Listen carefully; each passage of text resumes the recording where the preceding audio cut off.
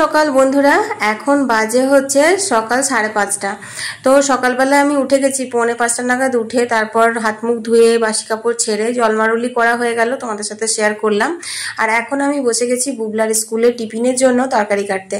আগের দিন রাত্রেই কেটে রাখি, কিন্তু কালকে যেহেতু সোমবার ছিল, সোমবার উপোস করি, তারপর এত কাজ, তোমাদের সাথে তো ব্লগ শেয়ার করেছি, তো আর ইচ্ছে করলো না যে রাতে সবজিটা আবার কেটে রাখি। তো এই আলুর তরকারিটা না বুবলা খেতে খুব ভালোবাসে, তো আলু আর কাঁচা লঙ্কা কেটে নিলাম। এরপর চলো তরকারিটা চাপিয়ে দেবো।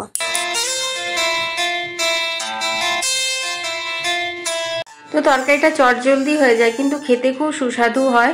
তেলের উপর 5 ফোড়ন দিয়ে আলু আর বেশ কয়েকটা কাঁচা লঙ্কা দিয়ে একটু ভাজা ভাজা করে নেব। এতে কোনো রকম মশলা পড়ে না, সামান্য একটু হলুদ দিলাম আর দিয়ে দিলাম হচ্ছে 2 চামচ মতো গোলমরিচের গুঁড়ো। একটু ঝাল ঝাল তরকারিটা বেশ ভালো লাগে, তবে হ্যাঁ, ঝালটা তোমাদের নিজেদের অনুযায়ী দিও, যে যেরকম ঝাল খাও। আলুগুলো ভাজার পর দেখো এখানে নুন দিয়ে দিলাম, একটু জল দিয়ে, আর কুকারে 2টো সিটি দিয়ে দেবো। আর এই যে এখানে চা হয়ে গেছে। তোমরা তো জানো যে সকালবেলা এই 5টা মিনিট আমার একদম নিজের টাইম। এখন আমি একটু 5 মিনিট এই ঘাসটার মধ্যে হেঁটে হেঁটে চাটা খেয়ে নেবো।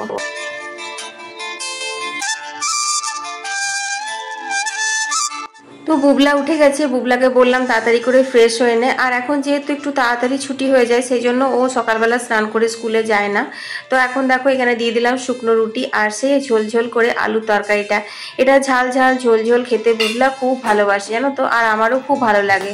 তো এই যে রেডি হয়ে গেছে, এখন বুবলা চলে যাচ্ছে হচ্ছে স্কুল। এক চোখ দেখাচ্ছিস নাকি? 2 চোখ মুছ। তো এক পর্ব শেষ, আর এক পর্ব শুরু। বুবলার স্কুলে রেডি করে দেওয়া, ওকে টিফিন বানিয়ে দেওয়া, ও স্কুলে চলে গেছে। এবার ঘরের কাজ শুরু হয়ে গেল। তো আজকে সকাল সকালই ফুলটা তুলবো, কারণ বাগানে যেন রোদ চলে এলে ফুলগুলো একটু মরা মরা হয়ে যায়, ফুল তুলতে তখন আর ভালো লাগে না। তো অনেকগুলো বেশ ফুল তুলে নিচ্ছি। আর এখানে এই যে দেখছো ছোট বেল গাছটা, এখানে খুব সুন্দর কচি কচি বেলপাতা বেরিয়েছে। তো এখন ভাবছি কয়েকটা বেলপাতা পেরে নেব। তো বন্ধুরা, তোমরা লক্ষ্য করলে কিনা জানি না, আমার ফুলের ঝুড়িটা কিরকম ভাবে উল্টে পড়ে গেল দেখো। আর এমন ভাবে বেলগাছটাতে পড়েছে যে ফুলগুলো আমার আর কুড়োতে ইচ্ছে করছে না। ঠিক মনে হচ্ছে যেন বেলগাছটাতে কেউ পুজো করেছে, সেরকম লাগছে দেখতে। ফুলগুলো দেখো একটাও নেই। তো চলো আরো কিছুগুলো ফুল একবারে তুলে নিই, তারপরে যাবো। তো এরকম ভাবে গাছের ডালে কোনোখানে ফুলের ঝুড়ি রেখে আমি তো প্রত্যেক দিনই ফুল তুলি, কিন্তু কোনোদিনই পড়ে না। যাই হোক, বেলগাছটা থেকে ফুলের ঝুড়িটা পড়ে গেল, রেখেছিলাম তো। আর ফুলগুলো এমনভাবে পড়েছে যে একটাও আমার ফুল তোলা সাজিতে নেই আর কি।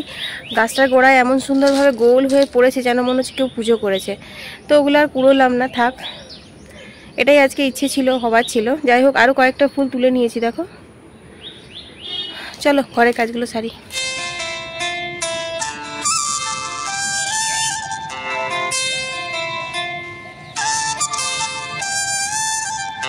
তো একবারে কয়েকটা তুলসী পাতা তুলে নিলাম। তুলসী মন্দিরের গাছ থেকে নয়, আমাদের এইখানে উঠোনে অনেক তুলসী গাছ বেরোয়, জানো তো। বীজগুলো সব ঝরে ঝরে পড়ে, তারপর 12 মাস জল পায়, তো সেই জন্য। তো বাসি কাপড় ছাড়া আছে, এখনো পর্যন্ত ঝাড় দেওয়া, বিছানা তোলা এসব কিছু করিনি, তাই একবারে তুলসী পাতাটা তুলেই নিলাম। আর ঠাকুরের বাসনগুলো সমস্ত বের করে নিয়েছি, ওগুলো ধুতে হবে। আর সকাল সকাল ভাবছি তুলসী মন্দিরটাও ধুয়ে দিই, কারণ তুলসী মন্দিরটার কাছে রোদটা চলে এলে পরে তখন খুব গা জ্বালা করে, জানো তো। রোদে রোদে এখন আর কোনো কাজ করতে ইচ্ছে করছে না, বিশেষ করে যদি কোনোদিন উপোস টুপোস করছি, সোমবার সোমবার উপোস করি, তখন রোদটা একটু বেশিই যেন লাগে।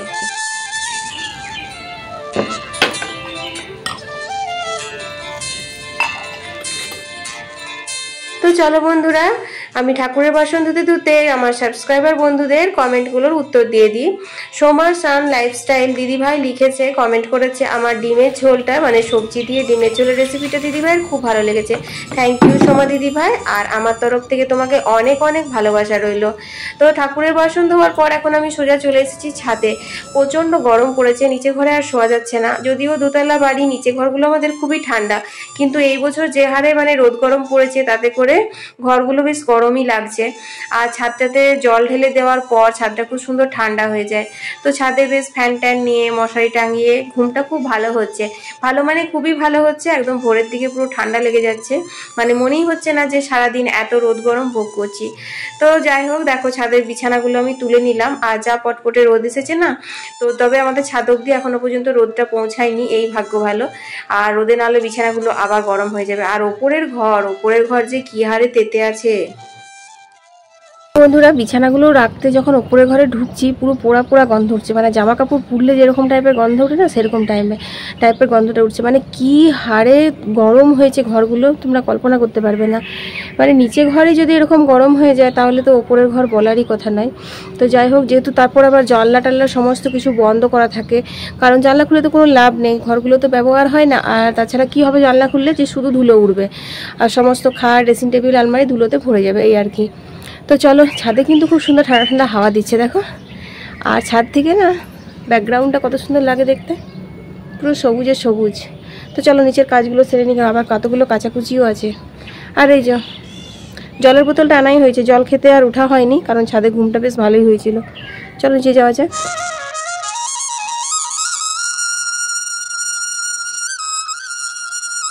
তো ইউটিউবে জগতে এসে ভিডিও দিতে দিতে আমিও কিন্তু অনেক কিছু শিখেছি। যেরকম ধরো, আমাকে এক দিদিভাই কমেন্ট করে বলেছিল ঠাকুর ঘর প্রথমে ঝাড় দিতে হয়, এক সাবস্ক্রাইবার বন্ধু কমেন্ট করে বলেছিল ঠাকুর ঘরের ঝাঁটা আলাদা করতে হয়। এইগুলো কিন্তু আমি সমস্তটা করেছি, কারণ আমি যেগুলো জানি না, আমি মনে করি যে শিক্ষার কোনো বয়স নেই, আর শিক্ষা গুরুরও কোনো মানে জাত হয় না বা কোনো ধর্ম হয় না। তো আমার বন্ধুরা যে কমেন্টগুলো করে সেগুলো আমার ভীষণই হেল্পফুল হয়, আর আমি সেগুলো পালনও করি। যাই হোক, ঘর ঝাড় দেওয়া, ঘর মোছা হওয়ার পর আমার অনেকগুলোই কাচাকুচি ছিল, সেগুলো আমি চটপট করে কেচে মেলে নিচ্ছি। তো তোমরা নিশ্চয়ই বুঝতে পারছো, এখনো কিন্তু আমার পুরো উঠোনটাতে রোদ আসেনি, ওই দিকটাতে রোদ এসেছে, আর এদিকটা কিন্তু পুরো ছাওয়া আছে। আর এখন বাজে হচ্ছে সকাল 8টা। তো বুবলা বাবা ডিউটি বেরিয়ে যাবে, তার আগে আমি ভাবছি ঘরের সমস্ত কাজগুলো সেরে নিয়ে পরে বুবলা বাবা ডিউটি চলে যাওয়ার পর আমি স্নানে ঢুকে যাব, কারণ চটপট করে স্নান করে পুজোটা যদি দিয়ে নিই সেটাই ভালো হবে।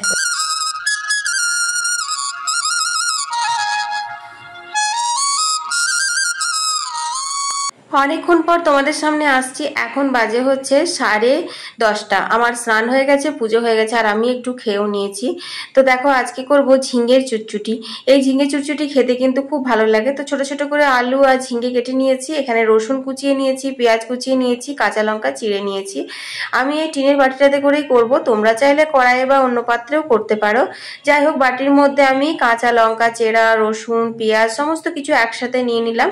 এরপর এতে দিয়ে দিলাম একটু হলুদ আর স্বাদ মতো নুন আর কাঁচা সর্ষের তেল বেশ কিছুটা পরিমাণে। এই রান্নাটা কিন্তু খেতে খুব ভালো লাগে, জানো তো। এরপর আমি গ্যাসে বসিয়ে দিলাম আর ঢাকা দিয়ে দেবো এটা সেদ্ধ হতে।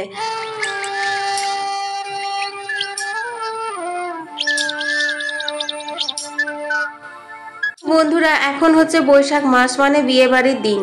তো এত আশেপাশে বিয়ে বাড়ি হচ্ছে আর এত গান বাজছে যে আমার ভিডিও রেকর্ডিং করতে বা এডিট করতে এত অসুবিধা হচ্ছে কি বলবো। আর জানো তো, চ্যানেল মনিটাইজ হয়ে যাওয়ার পর ভীষণ সাবধানে ভিডিও আপলোড করতে হয়, কারণ যখন তখন যা তা কপিরাইট চলে আসে। কপিরাইট আসাটা তো নাহলে ছেড়ে দাও, আরও কত রকমের যে সমস্যা হয় সেটা একমাত্র যাদের চ্যানেল আছে মনিটাইজ চ্যানেল তারাই জানে। তো আমরা ইউটিউবে চ্যানেল খোলার পরে ছোট ছোট অনেক ভুল করে থাকি, সেগুলো তো ততদিন মানে কিছু রিয়াকশন হয় না যতদিন মানে চ্যানেলটা মনিটাইজ হয় না। সমস্যাটা তো তখন হয় যখন চ্যানেলটা মনিটাইজ হয়। তো এই ব্যাপারে আমি তোমাদের সাথে একটা খুব তাড়াতাড়ি ভিডিও নিয়ে আসবো, কারণ আমার চ্যানেল মনিটাইজ হওয়া আর 100K সাবস্ক্রাইবার কমপ্লিট হওয়ার পর আমার সাথে কত রকমের সমস্যা হয়েছে, আমার চ্যানেলের মানে আগে যেগুলো আমি ভুলগুলো করেছি তার মাসুলগুলো কিভাবে গুনতে হয়েছে সেটা নিয়ে একটা ভিডিও থাকবে। তো ঝিঙে চুচুটিটাতে না একটু সর্ষে বাটা দিয়ে দিলাম, তারপর দেখো এখানে শুকনো শুকনো করে নামিয়ে নিয়েছি। আর এই যে দেখছো লাল করে ঝাল করে রেসিপিটা, এটা কিন্তু হচ্ছে মাছের ডিমের কালিয়া। এই রেসিপিটা কিন্তু আমি তোমাদের সাথে লাইভে শেয়ার করে দিয়েছি, আমার অনেক বন্ধু দেখে নিয়েছো, আর যারা দেখোনি তারা অবশ্যই একবার দেখে নিও। কি ভালো যে হয়েছিল খেতে বন্ধুরা, এটা যে তোমাদের কি বলবো। আর তো আজকে দুপুরের খাবার হচ্ছে এই যে ঝিঙে চুটচুটি আর মাছের ডিমের কটা বড়া রেখে দিয়েছি পকোড়া, আর আলু সেদ্ধ। আলু যদিও আমি পছন্দ করি না, কিন্তু এরকম তেল লঙ্কা পোড়া দিয়ে আজ আলু সেদ্ধ খেতে না ভীষণ ইচ্ছে করছিল, তাই একটু মেখেছি। আর এখানে এখানে হয়েছে মুসুর ডাল, লঙ্কা 5 ফোড়ন দিয়ে, কোনো রকম পেঁয়াজ টিয়াজ আজকে আর ফোড়ন দিইনি।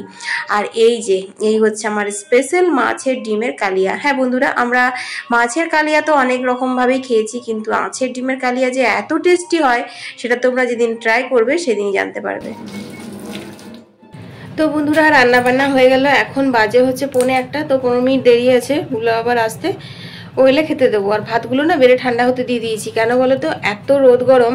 তো এবার রোদে গরমে এসে গরম গরম ভাত খেয়ে শরীর খারাপ করে যাচ্ছে, মানে পেট খারাপ করে যাচ্ছে, সেই জন্য ভাতগুলো আগেই ঠান্ডা হতে দিয়ে দিয়েছি বেড়ে। তরকারিগুলো এখনও বাড়িনি। যাই হোক, চলো একটু বসে নিই, তারপর দেখা হচ্ছে।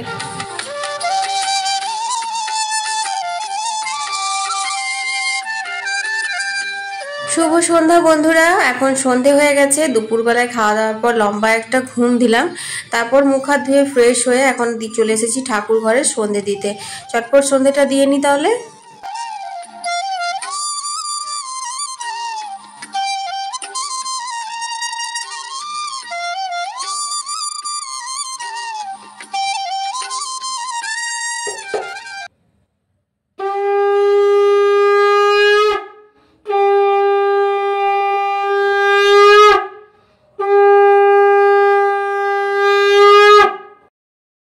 তো বন্ধুরা, দুপুরে খাওয়া দাওয়ার পর অনেক কিছুই রেকর্ডিং করেছিলাম, কিন্তু জানি না কোনো সমস্যার জন্য এখন আমি রেকর্ডিংগুলো আর খুঁজে পাচ্ছি না।